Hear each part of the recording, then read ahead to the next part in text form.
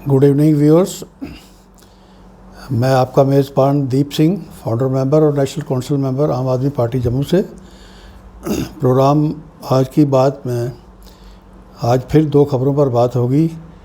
पहली खबर ये है कि DCs SPs asked to step up efforts against drug peddlers, people's participation vital part of governance system, LG साहब का बयान है।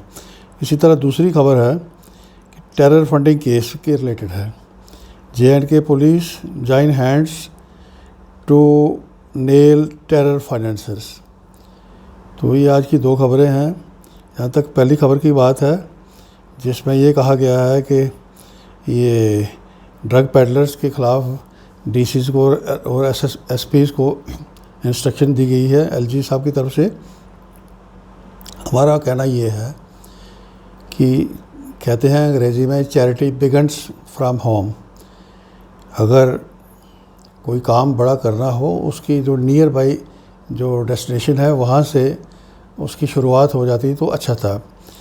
तो उस बारे में वो इसलिए कहा जा रहा है कि पिछले साल आप सब जानते हैं किस तरह गुजरात के एक पोर्ट पे 21,000 करोड़ की हेरोइन पकड़ी गई। तो थोड़े दिन 5-7 दिन उसका शोर शराबा हुआ। उसके बाद उस केस का क्या हुआ, कौन किसने लाई, कौन मुलज़म है उसमें, कि क्या उसका एंड क्या हुआ, कोई नहीं जानता। तो ये ज़ाहिर है हमारे सिस्टम के मुताबिक उसको हशब कर दिया गया। तो अगर भाजपा की सरकार है वहाँ पे, और दिल्ली में भी भाजपा की सरकार है, अगर भाजपा इतनी बड़ी कंसाइनमेंट्स को हशब करने में माहिर है, तो यहाँ एलजी साहब का ड्रग पेडलर के ऊपर एक्शन लेने के ऊपर कोई आम आदमी एक सवाल कर सकता है। तो ड्रग पेडलर्स की जो ऐसा हमारा ये मानना है कि डीसीज और एसपीज को इंस्ट्रक्शन तो ठीक है। हमारा ये मानना है कि काश इनको इंस्ट्रक्शन देने के साथ इन लोगों को अकाउंटेबल भी बनाया जाता, जवाबदेही भी फिक्स होती, तब जाके कोई उम्मीद की जा सकती थी। जवाबदेही के बिना ये कुछ भी एक फॉर्मेलिटी बन के रह जाती है।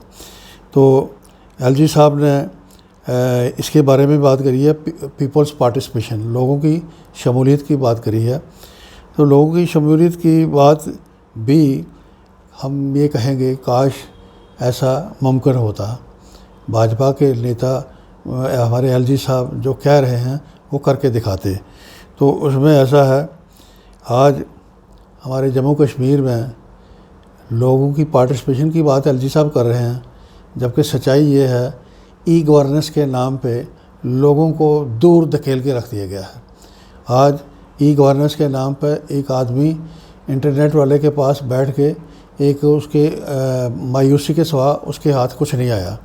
तो इस तरह की ये बड़े बड़े आश्वासन देना, बयानबाजी करना, ये कम से कम एलजी साहब को इससे बचना चाहिए। दूसरा ये है टेरर फंडिंग केस के रिलेटेड कि जे.एंड.के और Delhi police join hands to nail terror financers. बहुत अच्छा है।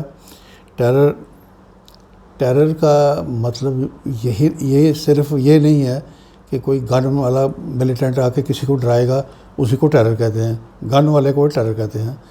टेरर से ज़्यादा अगर इस वक्त घातक जो साबित हो रहा है मायूसी और डिमोरलाइजेशन, फ्रस्ट्रेशन, जो हमारा भारत का हर तीसरा आदमी बुरी तरह से उसमें ग्रस्त हो चुका है, फ्रस्ट्रेशन में जी रहा है, परेशानी में जी रहा है और डर में जी रहा है, मायूसी में जी रहा है। वो जो गन वाला मिलिटेंट तो साथियों कभी कभी सामने आके डराता है। तो ये जो वाइट कॉलर जो लोग हैं हमारे, ये तो मायूसी 24 घंटे फैलाने में लगे हुए हैं। इस पर सरकार, हमारे भाजपा के लोग खामोश हैं, इस पर कोई बात नहीं करना चाहता। तो ऐसा है, ये दिल्ली और जम्मू पुलिस की शेक हैंड्स करने की, जॉइनिंग की बात करी गई है। तो इसमें आपको सबको याद होगा किस तरह से 2 साल पहले एक जम्मू कश्मीर पुलिस के एक डिप्टी सुपरिटेंडेंट पुलिस जिनको एक डीआईजी साहब ने पकड़ा श्रीनगर में, और बाद में वो केस कितना हाईलाइट हुआ, वो केस उसमें 2 मिलिटेंट्स को वो दिल्ली पहुंचाने का उनको ठेका मिला था शायद। वो उस केस का बाद में क्या हुआ वो आज तक किसी को पता नहीं। तो अगर इस तरह की जॉइनिंग हैंड्स जॉइनिंग करनी है तो फिर इस देश का खुदा हाफिज़ होगा।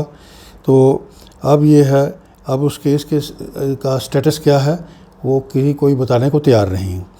तो पेंडिंग इसी तरह हमारे लाखों केसेस हमारी अदालतों में पेंडिंग पड़े हुए हैं। तो उसके पीछे वजह क्या है? उसके पीछे वजह बड़ी साधारण वजह है कि हमारी जो एग्जीक्यूटिव है, अफसरशाही, वो करप्ट है और निकम्मी है।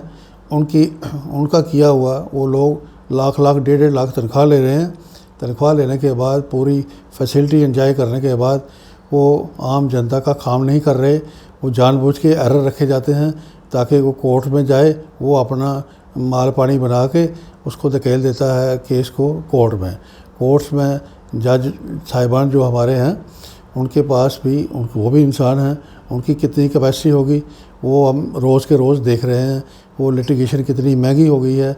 एक आम आदमी को जिसको कोर्ट में घसीटा जाता है, उसकी फाइनेंशियल कंडीशन, उसका स्ट्रेस, मेंटल स्ट्रेस उसका तबाह करके रख देता है। ये एक सच्चाई है। इसी तरह अकाउंटेबिलिटी की बगैर कोई चीज़ हमारी एग्जीक्यूटिव ठीक होने वाली नहीं है। एग्जीक्यूटिव क्या हुआ, अकाउंटेबिलिटी कमीशन बनाया गया था मुफ्ती साहब के टाइम पे बहुत पहले।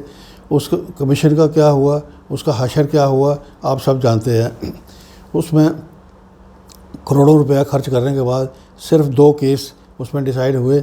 एक हमने डिसाइड कराया, एक केस शायद किसी और ने डिसाइड कराया। अदरवाइज़ वो सारी फ्यूटाइल एक्सरसाइज रही।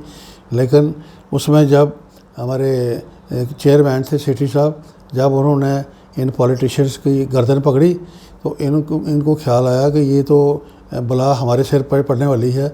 इन्होंने लेजिस्लेशन करके किसी तरह से उसको कमीशन का खात्मा करके ये इन्होंने दम लिया है।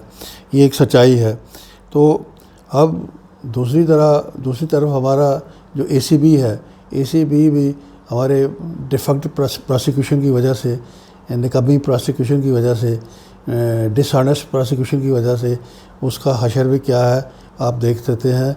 आप रिकॉर्ड निकाल के देखेंगे, सारी तस्वीर सामने आ जाएगी। तो एक्शन जो है टेरर फंडिंग के ख़िलाफ़ होता है, बहुत अच्छा है। लेकिन हमारा ये सवाल है कि ये भाजपा के रूलर, भाजपा के नेता, भाजपा के राज करने वाले, ये जो मायूसी फैलाने वाले, फ्रस्ट्रेशन फैलाने वाले, जो स्ट्रेस देने वाले जो एग्जीक्यूटिव है, करप्ट एग्जीक्यूटिव, इसके ऊपर कब इनकी नींद खुलेगी, ये कब इसका इलाज करेंगे, ये देखना होगा। एक आप सबको इसके लिए एक बड़ी आवाज़ उठानी पड़ेगी। जिस तरह से हमारे अरविंद केजरीवाल जी ने अपनी एक अकाउंटेबल रोलिंग करके दिल्ली में, अब पंजाब में आम आदमी पार्टी करके दिखाने का एक अज़म बना के चल रही है।